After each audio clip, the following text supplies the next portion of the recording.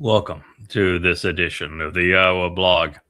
As you can see, real men love strawberry milk. Wookie finds it absolutely delicious. We ran out of tea in the small refrigerator, so we're substituting. And my friend is a big fan. I am Yada. This is another episode of Appalling Twistianity.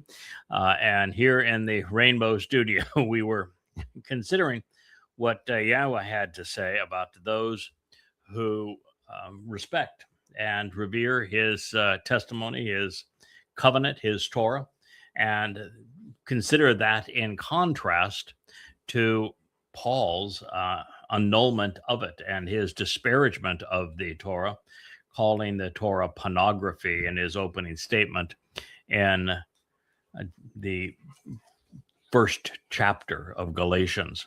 So this continues to read as we conclude our recitation of the 25th Mizmowr. A very close and intimate fellowship with Yahowah is certain for those who respect and revere him. And his family-oriented covenant relationship he makes known to him through Yada. Now, speaking of Tob, good, there is another insight from the man Yahowah said was Sadak right, and that would be Dowd. It reads, "And then I encourage you to consider acting upon and engaging in that which is good, beneficial, moral, agreeable, generous, and pleasing as a result, and live forever." This is Mizmowr Psalm 37:27. In other words, God's view of his Towrah guidance is the antithesis of Paul's. I wonder who's right when God and Paul disagree, as they do on everything. Who do you suppose is right? I put my money on Yahowah. I'll put my money on Yahowah. I'd put my soul on Yahowah. A bit more comprehensive illustration regarding the enduring merits of Yahowah's Towrah is advanced in the 40th Mizmowr Psalm. And once again, these lyrics were scribed by a man whose name means beloved. He was the Messiah. He was the Son of God. He was our Savior. This is Dowd. If you want God to view you similarly, well, this would be very good advice. At that time, I shared, beloved, I am coming with the scroll of the written document, which was dedicated and dictated, scribed on my behalf regarding the work that you have done and will do to accept me, God. I genuinely want and willingly accept this. That's Psalm 48. He's going to designate that scroll as the Towrah in his next breath. But think of that. So at that time I shared, behold, I am coming with the scroll of the written document, which is dictated and scribed on my behalf regarding the work that you have done and will do to accept me. I genuinely want and willingly accept this. He's speaking of the Towrah. This is the Messiah. This is the Son of God. This is our Savior. This is the former and returning King. This is the chosen one. And he said, he is coming with the written document that was scribed on his behalf, that explains the work that Yahowah has done and will do to accept him, not reject him, not condemn him, not punish him, accept him. And he genuinely wants and is willing to accept this. Your Towrah, your instruction and teaching, your guidance and direction is within the midst of my inner nature. I have proclaimed the good news of vindication as a result of being right, fairly and accurately, responsively, honestly, and correctly in the great assembly and esteemed community. Behold, my lips have not restrained Yahowah. 49. Well, the man that God called right, the man that God said he personally anointed as his Messiah, the only person that God said, he is my son, I am his father, says that he's arriving before Yahowah, which would be in Shamaim heaven, carrying the Towrah, which was inscribed so that he would be accepted. Well, this absolutely, unequivocally annuls Christianity. It rips Paul's ridiculous thesis apart and tosses it in the trash. You can kiss your New Testament goodbye. Throw it away. Burn it up. Get rid of it.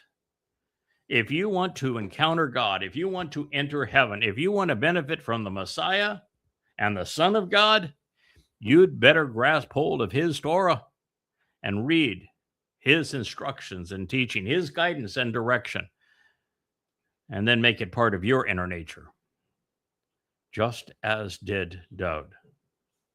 It's the Towrah, which is the good news. It is the good news of vindication, not Paul's, but I, Paul, say, not the gospel of grace. This in itself, just one statement, is more than sufficient to completely obliterate every ounce of credibility claimed by the Christian religion. It's lethal for Judaism too, because it elevates Dowd to a very special status and uses Yahweh's name. You yourself know, you respect and acknowledge, you, yada, that I have not hidden or concealed your means to achieve righteous vindication by being correct in the nature of my thinking. You want to meet God, as Dowd has done? You think your way to him. And the key thing is not what you believe, it's being right. If you are not correct, you are not vindicated. And what is the first step you must take in being right? You must yada. You must come to know.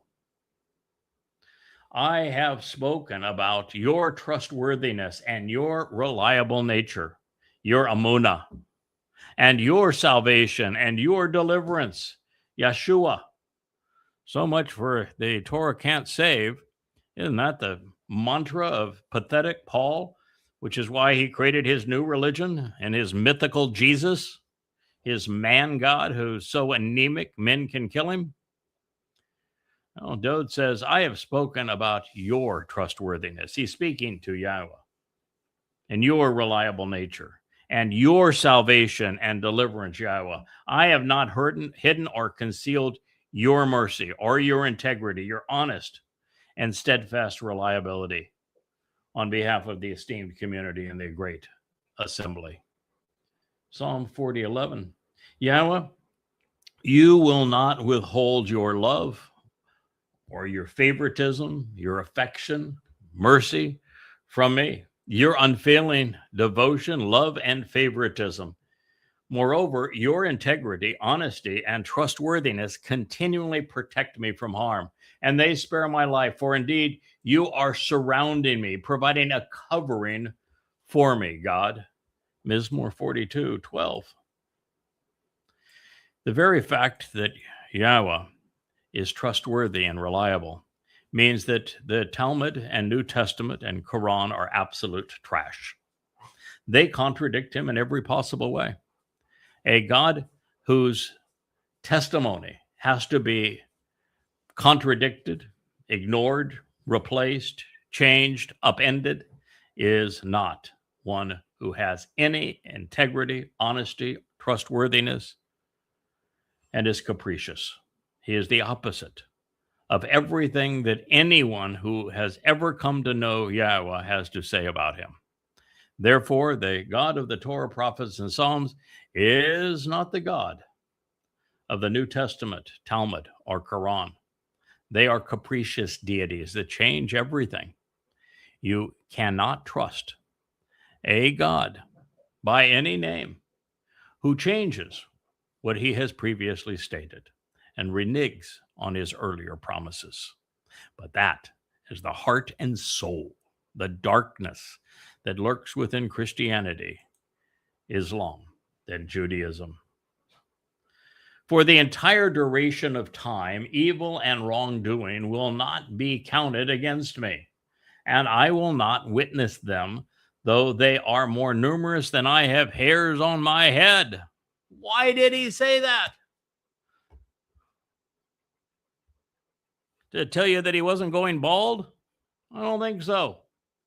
What he is doing is completely repudiating Pauline Christianity, which is the only form of the religion. Paul created the religion. He created Jesus Christ.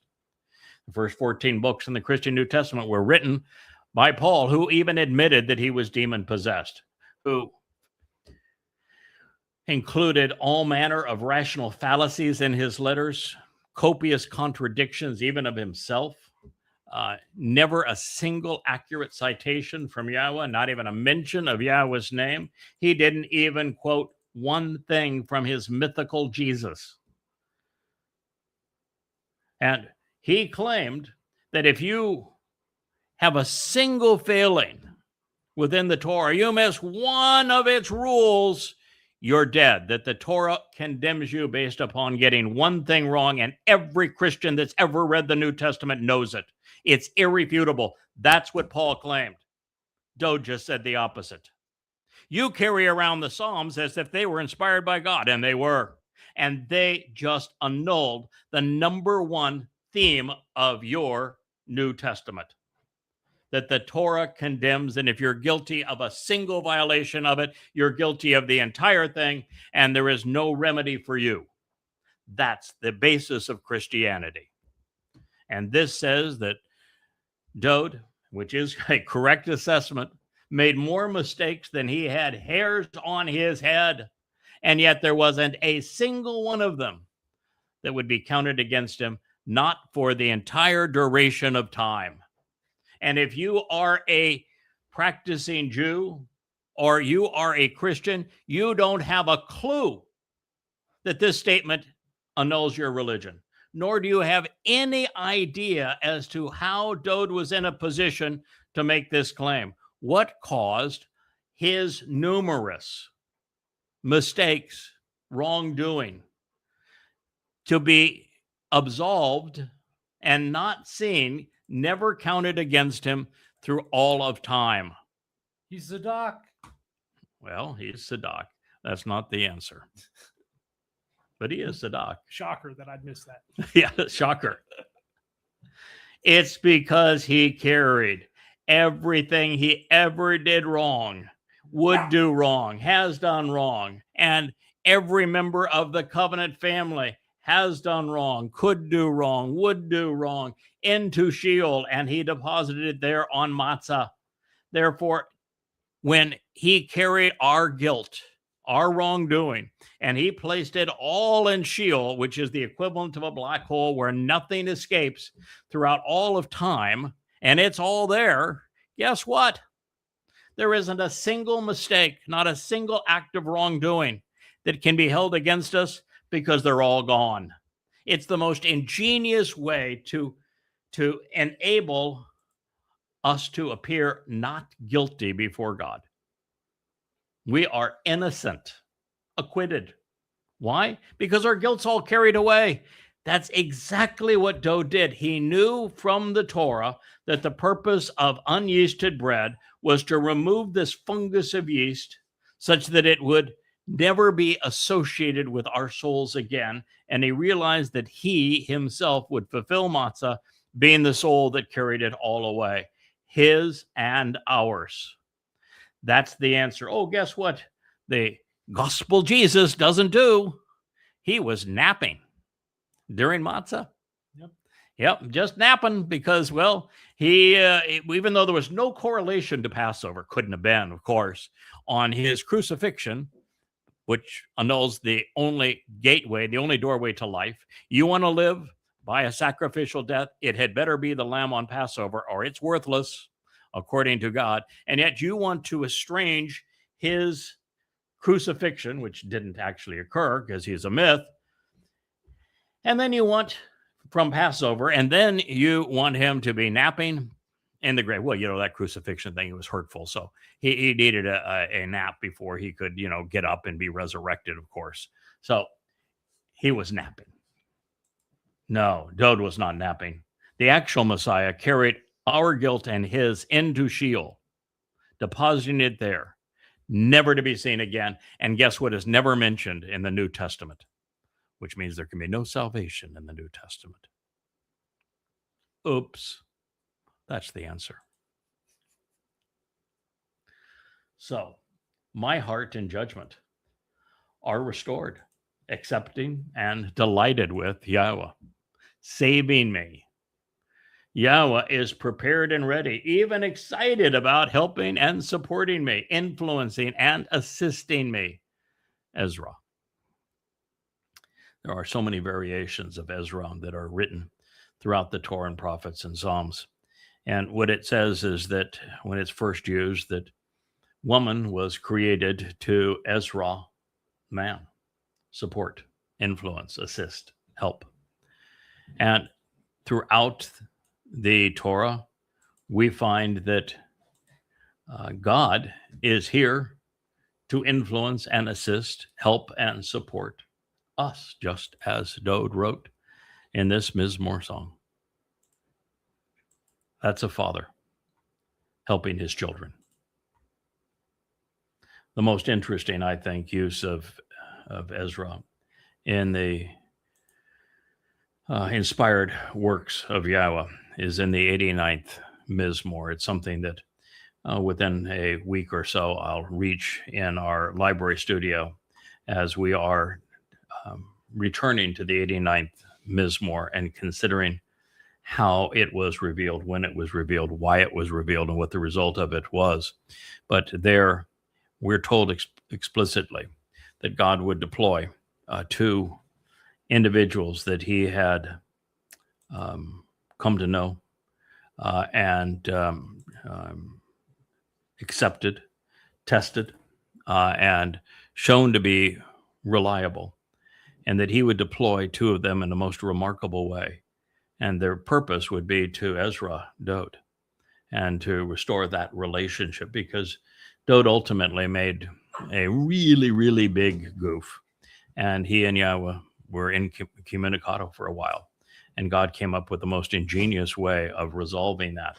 And that's the message of the last mashal, the 31st proverb, as well as the 89th Psalm. And we will share that with you. But I want you to know that it's Yahowah who is the one, Ezra, who is supporting, assisting, and helping Dowd. Like Yahowah, I would rather listen to Dowd than Shaul, Paul. And nothing has changed in 3,000 years. So let's consider one last word of advice, some of which also appeared in a previous chapter that I shared on this program. This next morsel of guidance comes from the Torah itself. Moshe is summarizing what he has learned for our benefit. And the great liberator says, that which is undisclosed is for Yahowah, our God. Those things which are revealed and made known belong to us and are for our children eternally and forever, to act upon and to conduct our lives in accordance with all of the words of this Torah, this signed, written, and enduring way of treating people, giving us the means to explore, to seek, and to find, then choose the source from which instruction, teaching, guidance, and direction flow, that provides answers which facilitate our restoration and return, even our response and reply to that which is good, pleasing, beneficial, favorable, healing, and right, and that which causes us to be loved, to become acceptable, and to endure, purifying and cleansing us, so as to provide an opportunity to change our thinking, our attitude, and direction. That is a definition of Torah from all of its component parts and related words. This was written in Dabarym, words, Deuteronomy 29:29. It also happens to be the very chapter that Moshe prophetically reveals the arrival of the Nakri, the observant foreigner, who will appear before the earth is rendered scorched, probably a nuclear holocaust, as a direct result of it descending into the conditions that were experienced in Sodom and Gomorrah. It says that the Nakri will arrive in the last days to liberate Israel from itself, to resolve the religiosity of God's people before it is too late. You're listening to the Nakar now.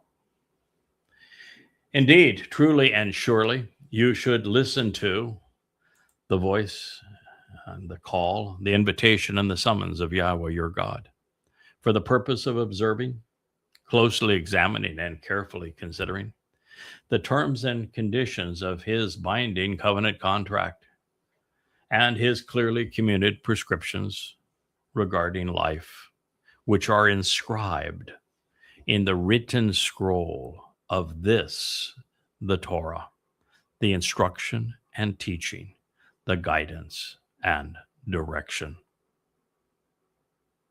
That is because you can actually be transformed after changing and be restored after returning to Yahweh, your God, with all of your heart and thinking, with all of your soul and consciousness. Dabarym 30:10. For these conditions of the agreement, which beneficially I am instructing you this day, they are not too difficult for you. They're not a hardship for you, nor are they beyond your reach. Dabarym 30:11. Indeed, the exceedingly powerful and great word of your God facilitates your approach and brings you near, enabling you to engage in a personal relationship. As part of your speech, it exists in your heart, influencing your thinking, and to engage with, capitalize upon, and celebrate him. Open your eyes, establish this perspective, and become aware. I am offering on your behalf and in your presence this day an association with the life and living, and an association that which is beneficial and productive, but also that which is associated with the death and with that which is bad, evil, wicked, harmful, and destructive. Dabarym 30:15. Because that which I am instructing and guiding you this day is for the purpose of you wanting to genuinely love and you choosing to actually demonstrate your affection in a personal and familiar relationship so as to be closely associated with Yahweh, your God, achieving this result by actually walking in his ways. It is also for the purpose of observing, closely examining, and carefully considering his terms and conditions as they pertain to his relationship agreement, his clearly communicated and engraved prescriptions of what you should do in life to be cut into that relationship, and his means to exercise good judgment and justly resolve disputes, as well as to restore your life and keep you alive, renewing and preserving your life, to make you great, increasing you exponentially, so that you grow in every possible way. In addition, Yahweh, your God, will kneel down, dismissing or diminishing, I should say, himself. Imagine that.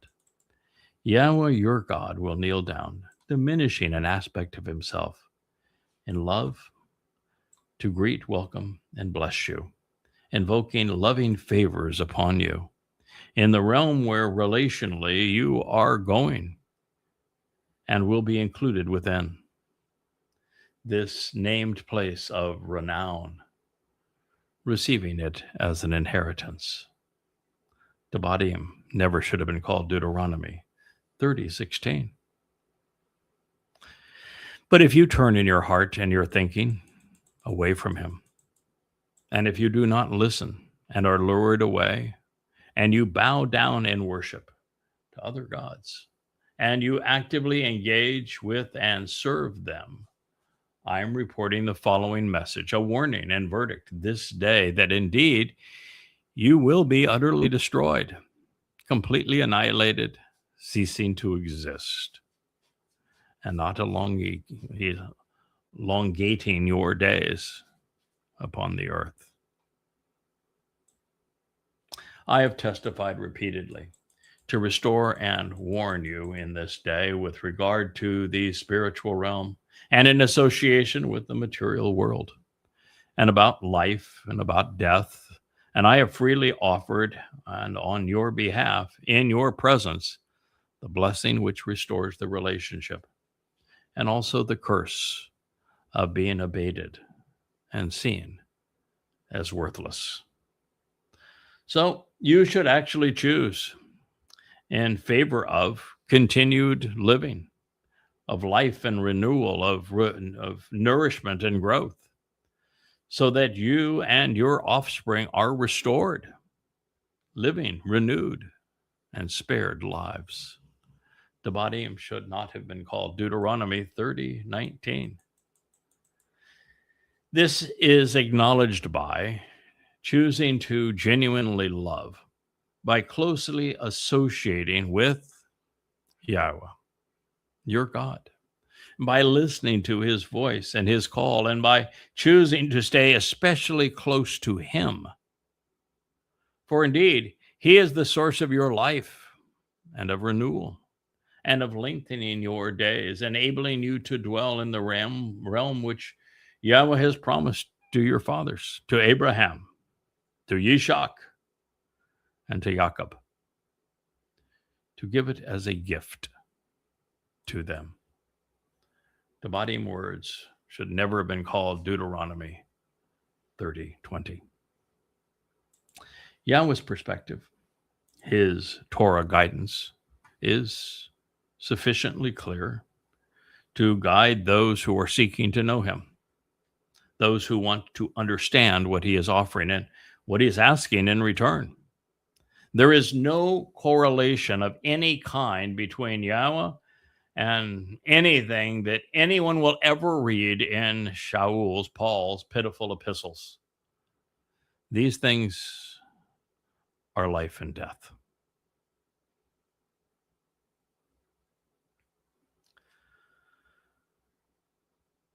As we open a new chapter and proceed, we are in a better position to ascertain the differences between Paulos's gratia-based euangelion, good messenger and beneficial message, which has been corrupted to gospel, and the alternative, that of Yahowah and Dowd, the Torah and its covenant. And in this light, the so-called Christian New Testament is in irresolvable conflict. It constantly contradicts and replaces everything in God's word, and therefore it is a lie. Since the Torah is the ultimate in godly documents, we're not at liberty to change it, at least without consequence. And as a result, by seeking to replace it or trash it, as Paul does, the likes of Paul, Peter, Mark, Luke, Matthew, and John obfuscate Yahweh's proven testimony, his prophetic testimony, his inspired testimony. And so let's be clear. An euangelion gospel can never supersede the Torah, much less stand alongside of it. If you're carrying around a Bible and it has the first 5 books of the Torah, Bereshith, Shemoth, Kara, Bamidbar, and Dabarym in it, along with a New Testament, you have nothing but a contradiction, and a book named after Babylon, Babel and Bible, are written with the exact same letters. Babel means to confuse, to confound, by intermixing truth and lies, by putting a New Testament adjacent to what's called an Old Testament when they contradict one another. Having introduced his second thought with, I marvel and I am astonished, even surprised that in this way quickly you change, departing and becoming disloyal apostates, traitors away from your calling in the name of cherish, the graces, the cute little girls, to a different good message and beneficial messenger. That was Galatians 1:6, which we tore to ribbons in a previous program. Paul continued by contradicting himself. Shocker. Shocker. Which does not exist differently. Excuse me? He just said, you were traitors to him, Galatians. So those who were the first to hear Paul preach rebuked him. They completely disagreed with everything they said. He said they opposed him. So the first to listen to Paul rejected him. Those he spoke directly to.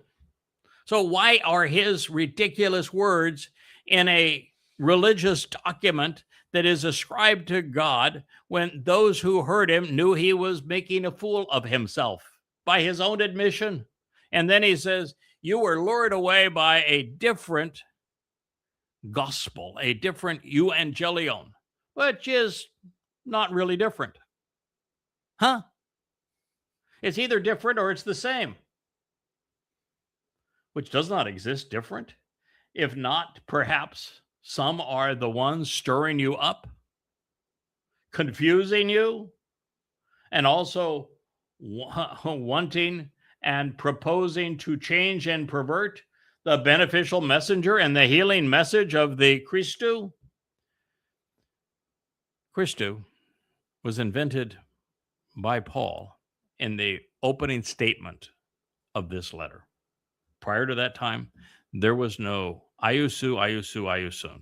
There was no Christu, Christo, or Christun. The first appearance of that name and title was in Paul's letter to the Galatians, written in 52 CE. So one could not have rejected the gospel of Christu because it did not exist.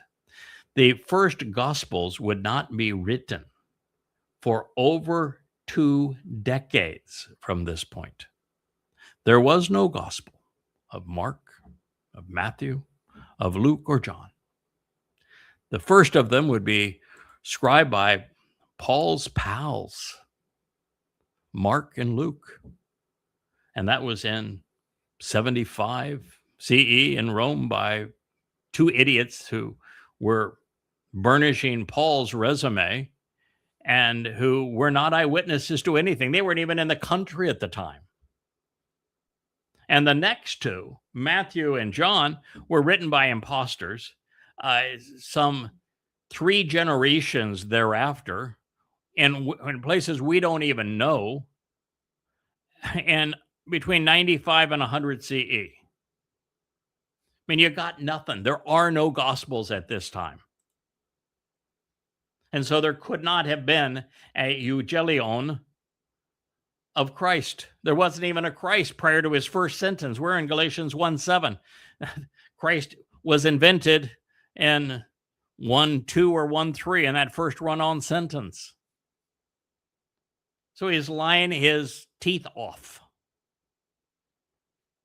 lying through his tuchus. And here he's saying that there are those that would pervert the message and the gospel of the person who never existed, all to rebel and become traitorous towards Paul. So how can Paul say that you were a traitor to me because you rejected my euangelion, my gospel, and you accepted the gospel of another, which was different, but that it wasn't different, and yet there was one stirring you up and confusing you by wanting and proposing that you change and that You pervert the gospel, so how was it not different? I mean, this man is an absolute numbskull. There is nothing about him that can be associated with God or anything good.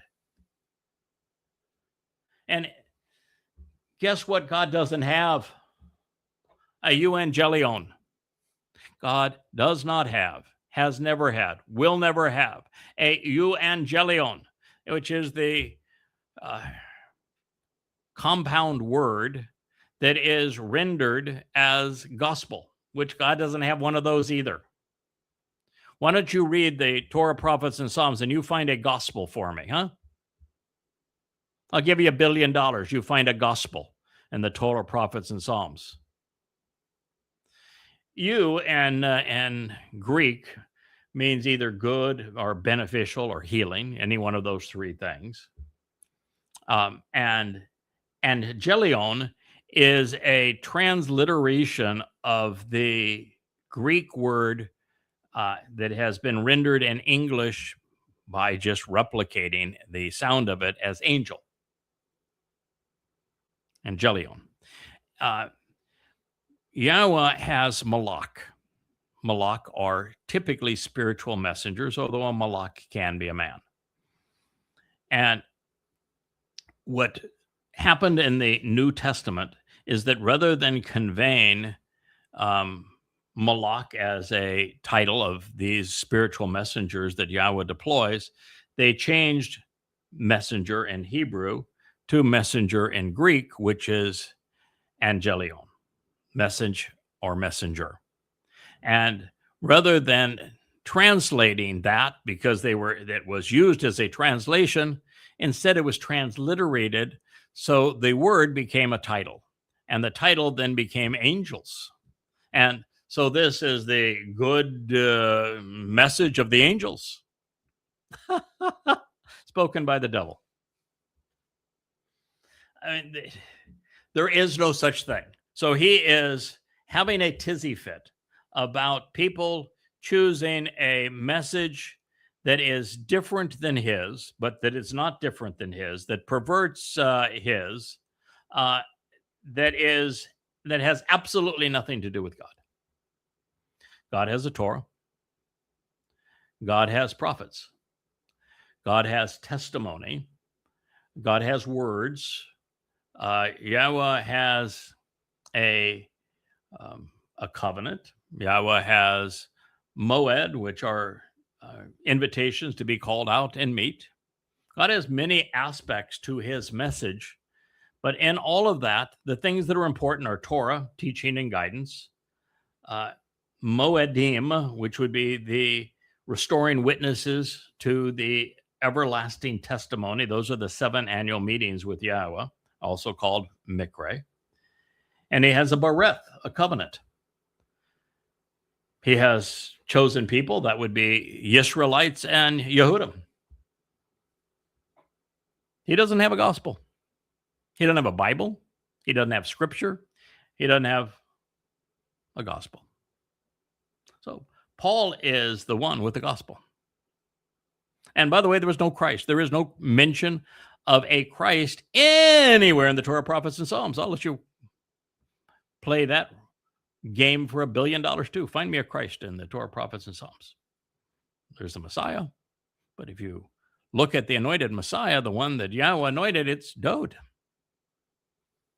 Jesus is never mentioned. You've been played for a fool if you're Christians, and you're idiots, Jews, for not being able to impugn the credibility of this religion. It never should have gotten started. But you're at fault there too, because you trained Paul to act like a rabbi and to twist God's testimony to argue against him. That's what you did while erasing his name. Paul was a good rabbi.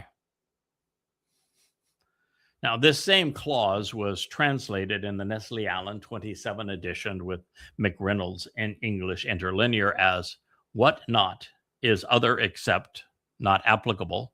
Some are the ones troubling you and wanting to turn across the good message of the Christ." I don't have a magic interpreting ring, so I'm not going to attempt that. Since the writing quality is so poor, I would call that a word salad, since Paul infrequently defines his terms, since it required the deployment of evidence and reason to ascertain the distinction between Paul's position and God's, and he has clearly contradicted and misrepresented God's, disparaging God's, calling God's pornography. I suspect that the Galatians were scratching their heads, wondering what Paul was trying to say. Half a breath ago, he bemoaned that there were two distinctly different approaches. He was angry because so many had abandoned his mantra for the other proposition. Now he appears to be saying that these two messages are not different at all. But why the fuss if they're not different? Other than Paul is the author of one and somebody else is the author of the other, and Paul got his little feelings hurt because he wanted to be the grand poobah. Huh? But they are only being made to appear in discord by some unknown agitators. But how can that be when in his previous sentence, he had his Lord snatching us away from the old system? So his system can't be associated with God because, well, just in the previous statement, his Lord ripped us away from that old system. The one that Dowd, who was the actual Messiah and Son of God, acclaimed was responsible for saving him, mind you. Now, in spite of this, the toxic maestro of confusion is calling his rivals terrasso confusing. The man responsible for the greatest upheaval in human history said that those who had challenged his upending of God's message and replacement of his son, Dowd, and his people, the Israelites, was guilty of promoting a perversion. I mean, the hypocrisy is so thick, you couldn't stir it with a spoon.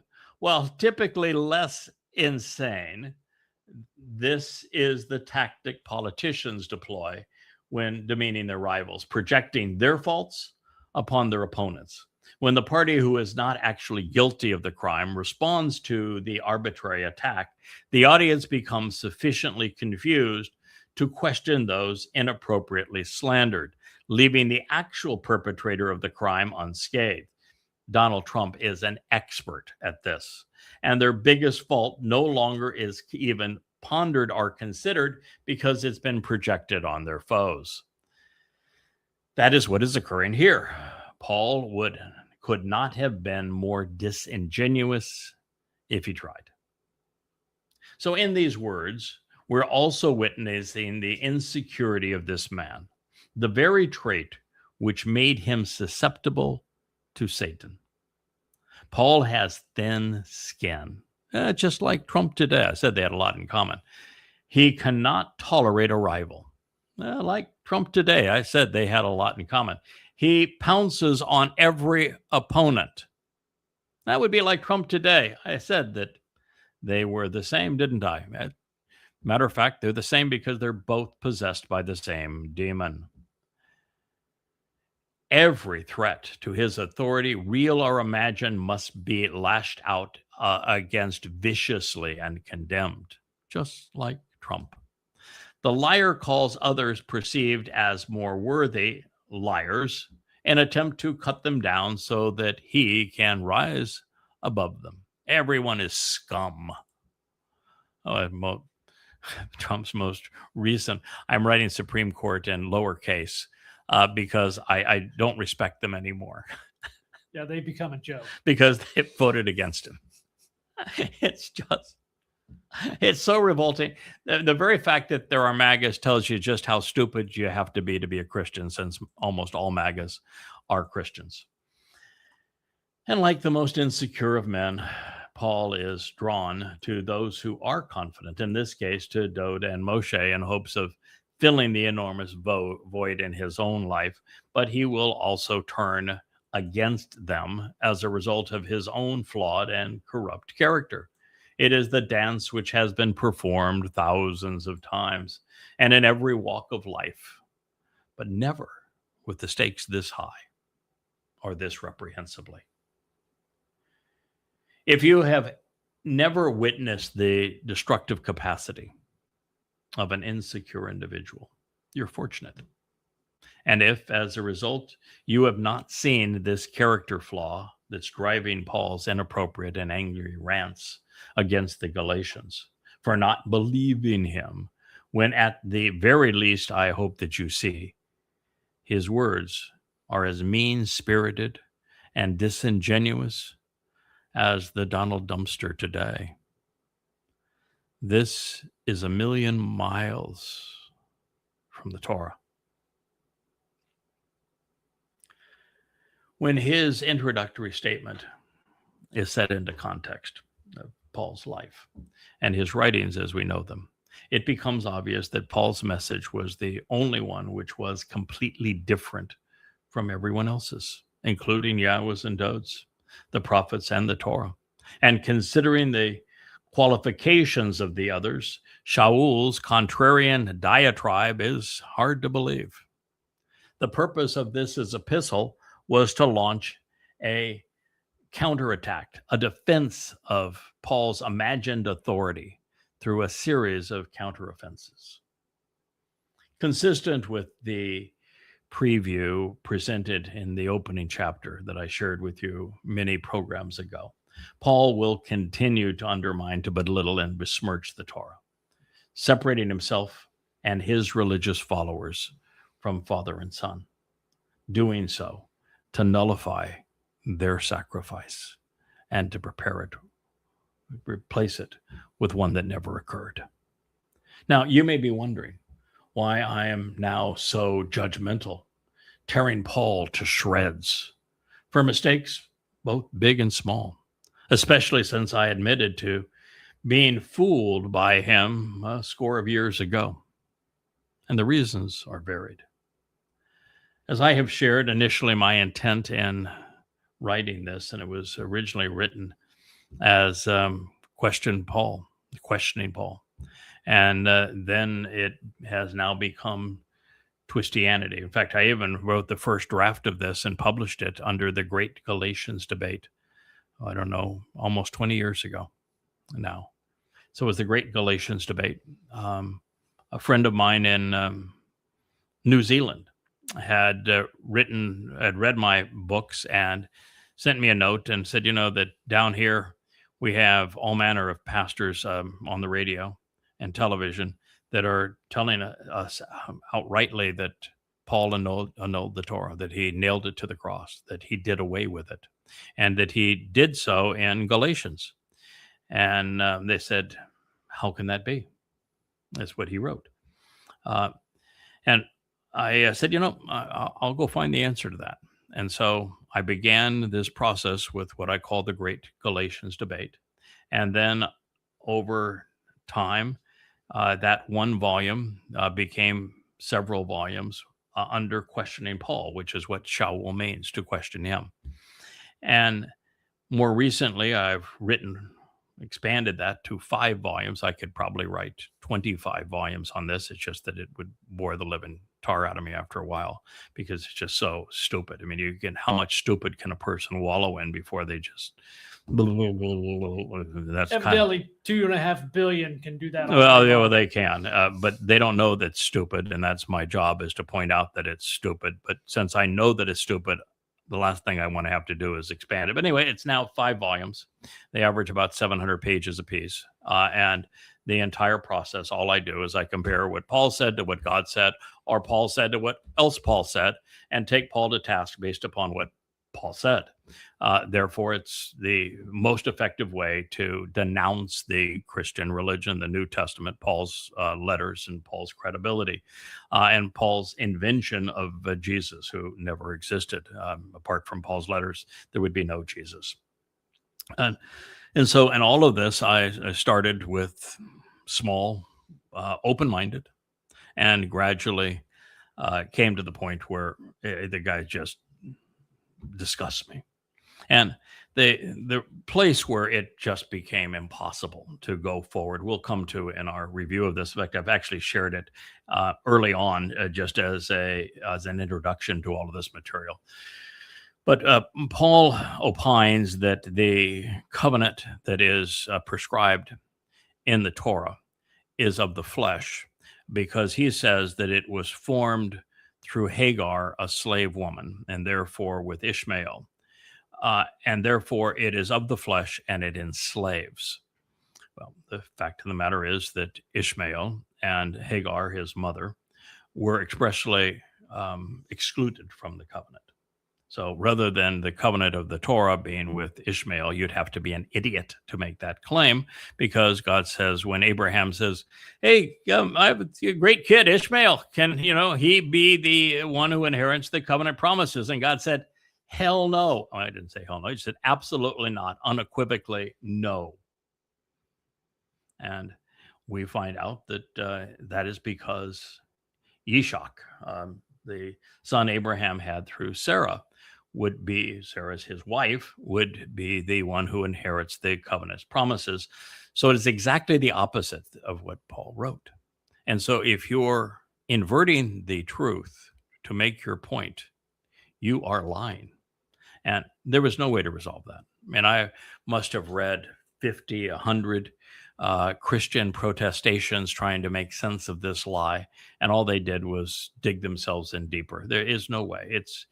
The Christian New Testament is so unworthy, so easy to prove wrong, so disgusting, so filled with fallacies and contradictions and historical inaccuracy and errant quotations of God's testimony.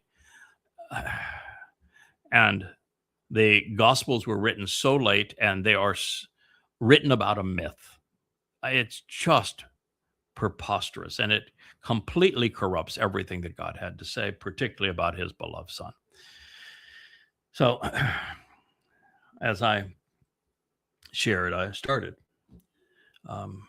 open-minded, trying to find the differences between Pauline doctrine and the Torah. And my first attempt was try to resolve them, and I began doing what others have done before me. In fact, some have made it a religion of doing so. I'm looking at the posts from a Michael Rood, who has gazillions of followers on Facebook, and his whole deal is to blend rabbinic Judaism with the Christian New Testament, and it's absolutely stupid. And people believe it. It's say, okay, Christianity is a lie, Judaism is a lie. Let's put them together and we'll have, a really big lie. It's astonishing what people do. Anyway, by blending rabbinic Judaism with Pauline doctrine, they call themselves messianic. But then I reached the point where I just couldn't do it anymore. I could no longer find any common ground. Yeah, Wookie's right. That tastes pretty good. The chasm grew too large. The conflicts were insurmountable. And the more I looked to Yahowah for help, the more I found him at odds with Paul. In fact, Yahowah would call Paul out by name 666 years before he wrote this first letter to the Galatians, and call him the plague of death. So you're not going to find any support from God. Ultimately, I had to take sides. I could either be with God or with Paul. Not a hard choice for me. And while that was an easy choice, neither Yahowah nor Dowd is ever easy on those who corrupt their message. Their approach is now mirrored in this book. God is informed, rational, relentless, uncompromising, and especially judgmental.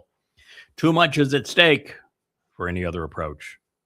Also, I suppose that I'm sympathetic to those who believe, as I once did, that Paul spoke for God. I appreciate how enormously difficult it will be for many who are listening to this to process and accept the evidence which is being laid before you. Probably rejected it out of hand because you can't even imagine that your Christian New Testament can be the will of Satan as opposed to God. But it's true, and it's easy to prove. And while I make no apologies for being judgmental, I nonetheless appreciate the fact that this approach, along with the unpopular nature of this message, because there are 2.5 billion people that believe this rot, it's going to turn many people away who might otherwise have been helped if this review were not so dismissive of Paul's demonic mantra. And yet, ultimately, every one of us will eventually take sides on this argument. I've made my choice. I'm presenting you with the information to make yours. You cannot have God in Paul. You cannot have a New Testament and an Old Testament. You can't have the Torah and the Gospels. You can't have Jesus and Yahowah. You can have the lie or the truth. Your call. Surprisingly, it was not especially hard for me to admit that I was wrong. And I was early on. That's one of the things that Yahowah loves, and those people he chooses to work with. The ability to learn from our mistakes. See, God's not ever looking for perfection.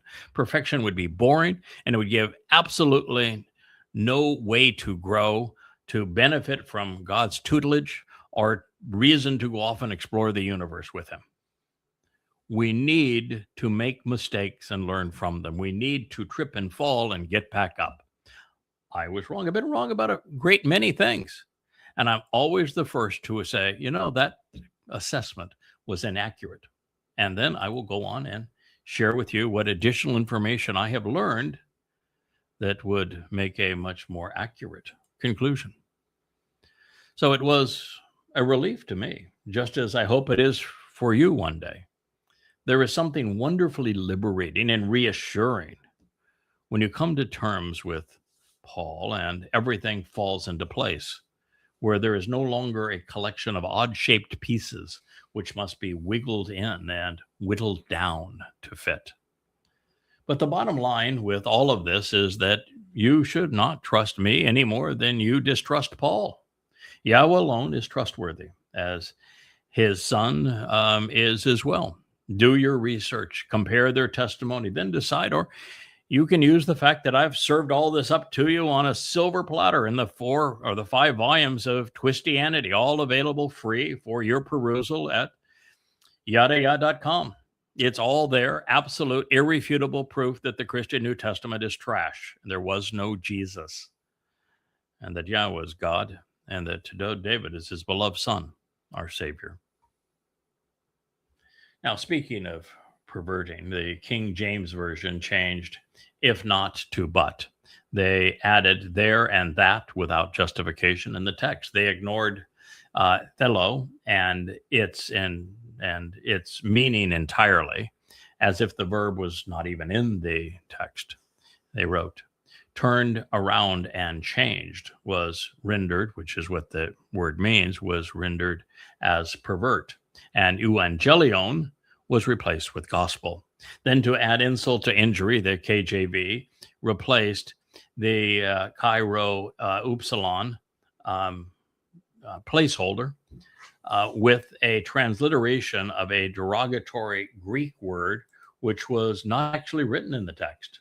And they wrote Christ. Besides all of that, they did a pretty good job with, but there be some that trouble you and would pervert the gospel of Christ. Latin Vulgate reads, except that there are some persons who disturb you and who want to overturn the euangelion Christi. To Jerome's credit, overturn is a literal translation of metastrupho, and euangelium is an accurate transliteration of euangelion. Didn't help, but at least they got those words right. To help restrain or retain our footing, the text reads, which does not exist differently, if not conditionally or hypothetically negated, because perhaps some are the ones stirring you up, confusing you, and also wanting and proposing to change and pervert the beneficial messenger and the healing message of the Christo. So by contrast, evidently, feeling at liberty to write whatever they wanted, the New Living Translation completely ignored the presence of euangelion in their rendering. You are being fooled by those who deliberately twist the truth concerning Christ. Yet there was not, yet was that not their indiscretion? Tarasso does not mean you are being fooled. There is no basis whatsoever for those who deliberately, nor is there a reference to the truth concerning. The placeholder is based upon Christus, not Christos, and it represents a useful implement, not a Christ. Now, by stating that the Galatians were being fooled by those who were deliberately twisting the truth concerning Christ, the New Living Translation exonerates Paul while condemning Yahweh's witnesses. Truth had been upended. As you consider the third clause of the second sentence, keep in mind that there were two messengers who came out of heaven, one trustworthy, the other deceitful. Also note the switch from Paulos as one individual to we, and I suspect that that is because he wanted his audience to believe that he was now speaking in conjunction with his God. This is something I am particularly attuned to because I have seen it in Muhammad, who also admitted to being demon-possessed. He not only used we similarly throughout the Quran, he positioned himself as arrogantly and egotistically, as does Paul. At the very least, if you aren't yet ready to acknowledge the satanic influence, Paul is elevating himself to the place where he and his God are now speaking with the same voice. Furthermore, he is inferring that he, as a messenger, is representing heaven, while stating unequivocally that a person will be cursed if they challenge him. But to the contrary, if we, or a messenger out of heaven, might convey a healing messenger or beneficial message to you, which is approximately the same or contrary to, even positioned alongside what we delivered as a beneficial messenger to you, then a curse exists. Me. He's Donald Dumpster.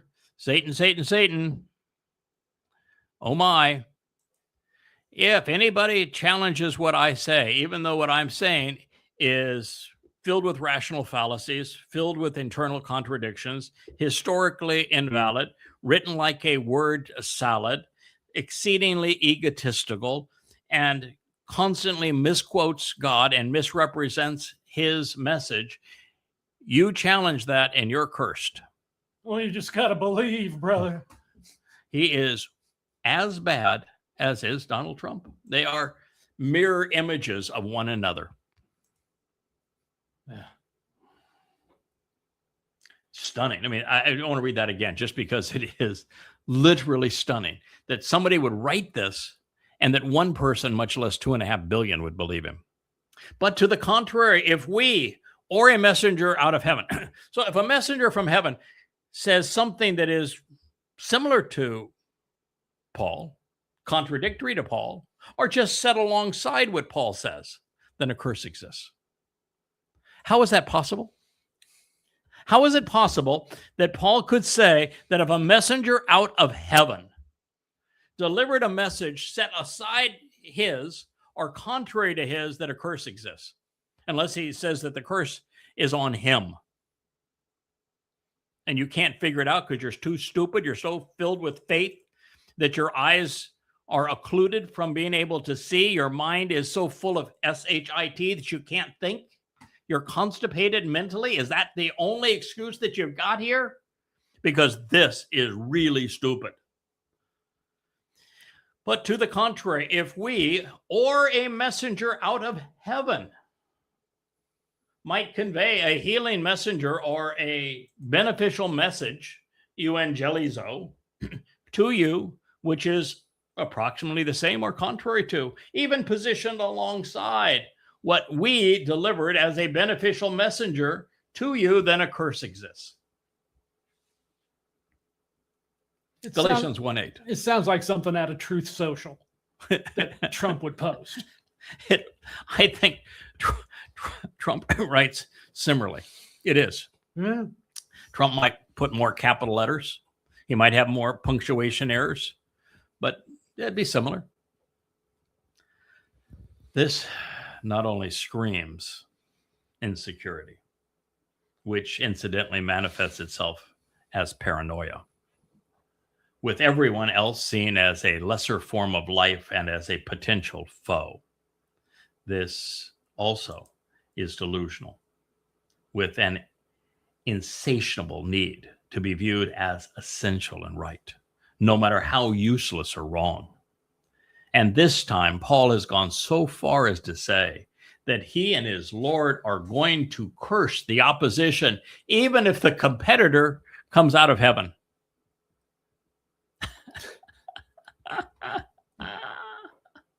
Okay. From this point forward, we are a mere 2 sentences into Paul's first letter, the first that would be written on behalf of the Christian religion, the impetus of the Christian religion. Christians would invoke a curse on any and all who would question their faith. Any opposition to Pauline doctrine would be deemed as satanic. And yet, it was Satan, speaking through his apostle, who was cursing humankind with these words. Funny thing in this regard. I received a letter when I was writing this some years ago from a Christian who claimed that those within her community saw me as a maniacal deceiver who was demon possessed. She didn't find anything in what I had written to challenge, and she took Paul's approach and slandered me with an ad hominem fallacy.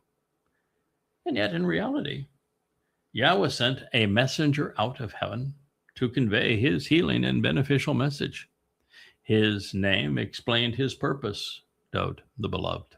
His message was in perfect harmony with the Towrah, making it the opposite of what is being conveyed here in Pauline Christianity. Therefore, a dreadful consequence does in fact exist. Satan was also a messenger tossed out of heaven. In fact, all of Yahweh's Malach are heavenly representatives and spiritual messengers, although a man can also be a Malach, carry a message, be an envoy. Most are spiritual implements. However, Dowd, like us, is human with a body and a soul, although he's already lived 2 lives and will live a third. And that is not uncommon with those who serve Yahweh. Gospel Jesus is nothing more than a clever counterfeit, a replacement, a myth, which appears genuine and yet has no value whatsoever. Using Shaul in this way, the adversary has brought a curse upon himself and upon all who are in league with him. Yahweh announced this decision in the Garden of Eden, a decade shy of, well, not just 7 years now, shy of 6,000 years ago, telling us that the serpent would be cursed for having beguiled Yahweh by corrupting God's instructions. The curse that the adversary brought upon himself is now found its way into Paulus's preamble. It would be represented again in the Talmud and then in the Quran. By writing this, Paul's intent was to render any competitive message or messenger moot, especially Yahweh's and Dowd's. He wanted his audience to join him in condemning his foes, common religious practice, which would include God, of course, and his Messiah.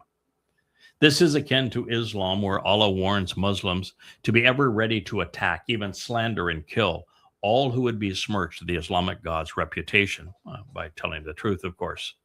So while Allah is Satan, the wannabe God prevails by labeling his opponents satanic, and therefore confusing the feeble-minded, as has Paul.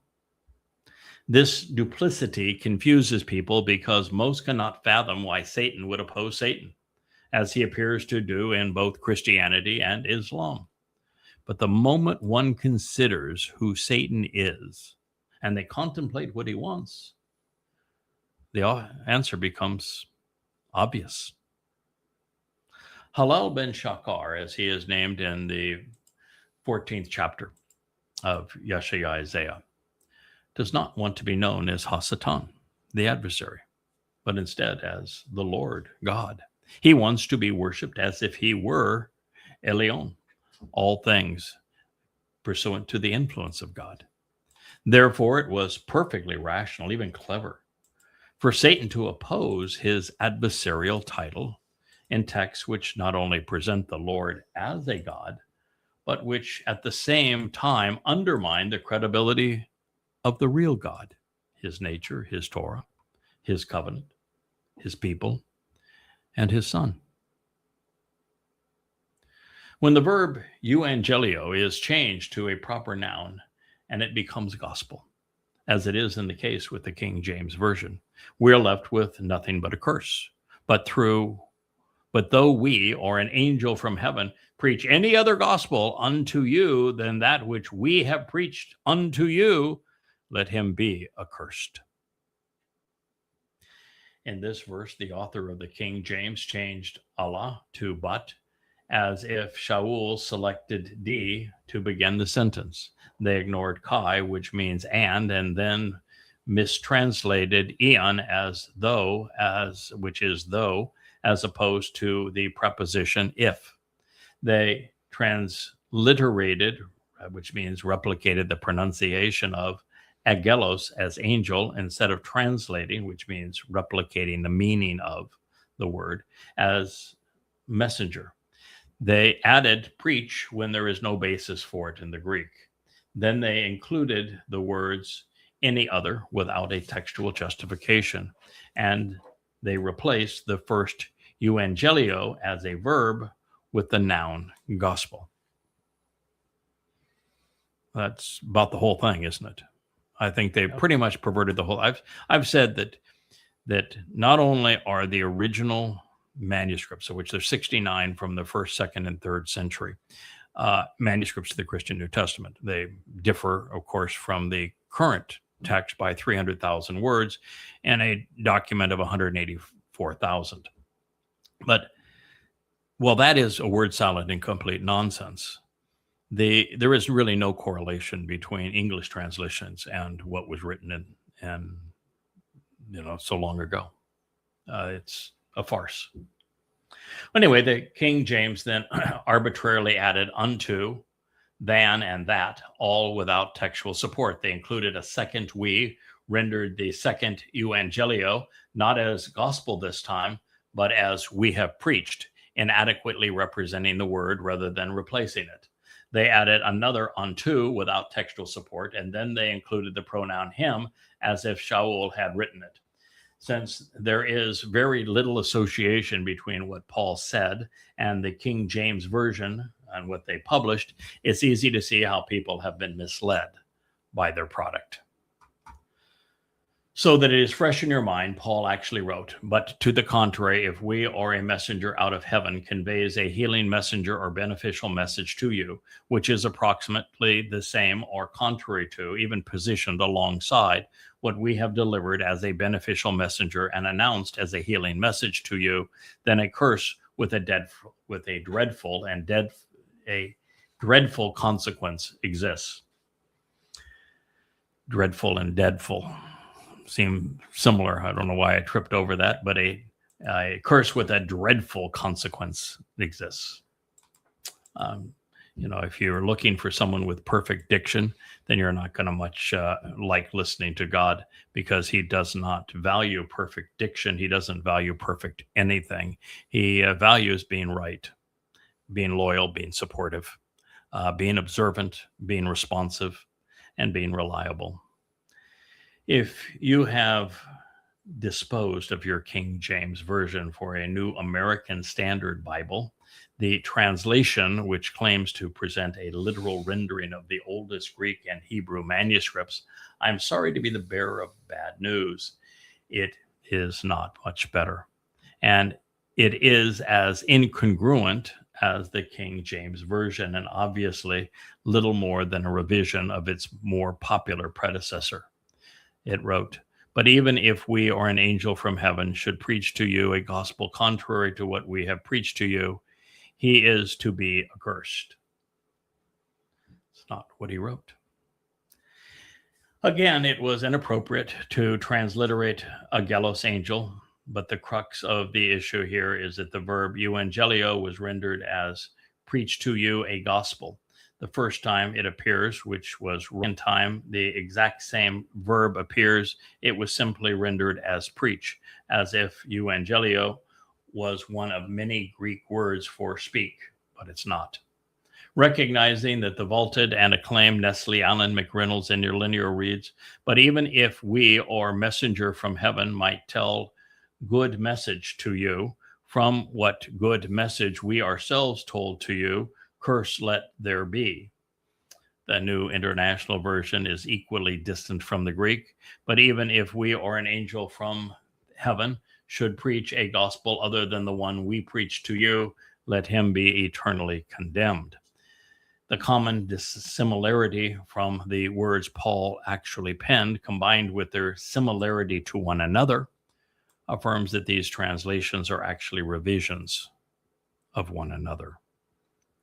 The NILT, which we have learned, the New Living Translation, is nothing more than a loose paraphrase, although exceedingly popular today among Twistians, under the slogan, "The truth made clear," reads, "Let God's curse fall on anyone, including us, or even an angel from heaven." How about that for upending the message? Who preaches a different kind of good news than the one we preach to you? That one's out there. Well, preaches good news would have been a slightly more accurate translation of the first occurrence of euangelion, demonstrating that the words themselves are irrelevant to their presentation. They translated the second euangelizo differently this time, without any reference to different kind or good news, or even the same, even though the same exact word appeared twice in the text. Further, the sentence order in the New Living Translation was reversed, and God's title was outed without textual support. In so doing, the passage now infers that God is the one cursing a specific individual or a group of individuals, as opposed to the contrarian message existing as a curse. Christian theologians are deliberately being inconsistent because gospel and good news are central to their theology. Christendom is based upon these concepts. It is as critical and as errant as the doctrine of the Trinity in this regard. We find the following in Jerome's blend of old Latin manuscripts. "But if anyone, even we ourselves, or an angelos from heaven, were to evangeliate other than the one we have evangeliatomos to you, then let him be anathema." Okay. Once again, we find evidence that Jerome wasn't to blame for the corruption of euangelizo, but he was to blame for the subsequent treatment of Catholic heretics due to his personalizing of the curse. These translations, of course, all affirm that Paul wanted his rivals to be cursed.